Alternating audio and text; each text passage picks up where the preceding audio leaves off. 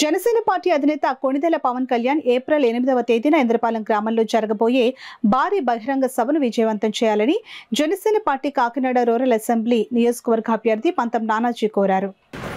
ఇంద్రపాలెం దూరంగా అయితే ఒక ఊరికే పరిమితం అవుతుంది. ఇంద్రపాలెం అయితే చుట్టూ 10 గ్రామాలు ఉన్నాయి కాబట్టి 10 గ్రామాలకు కూడా పరిమితం. 10 గ్రామాల దూరం కూడా ఇప్పుడు ఆ లిమిట్స్లోకి వచ్చేస్తుంది. బ్రిడ్జ్ వచ్చిన తర్వాత దూరం కూడా 10 నిమిషాలు 5 నిమిషాలు జర్నీ వచ్చేసింది కాబట్టి దూరంగా కూడా కలుపుకోవచ్చు. కాబట్టి ఇంద్రపాలెం పెట్టుకుందామని పెట్టుకునే ముందు ఒకసారి ప్రిపరేటివ్ మీటింగు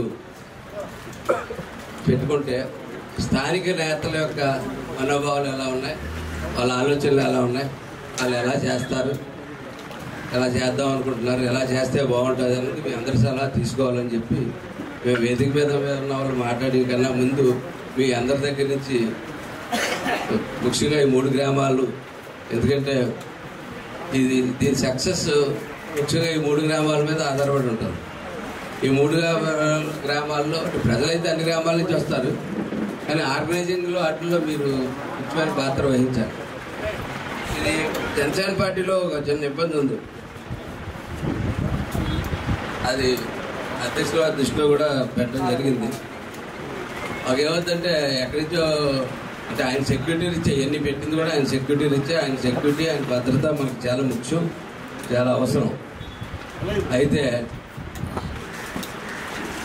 ఈ తరుణంలో అక్కడ కొన్ని మన స్టైల్లో వెళ్ళిపోతే కొంచెం ఇబ్బందులు వస్తుంటాయి. అది మనకి న్యాచురల్గా అనిపించవచ్చు. మన స్టైల్ మనకు న్యాచురల్గానే ఉంటుంది.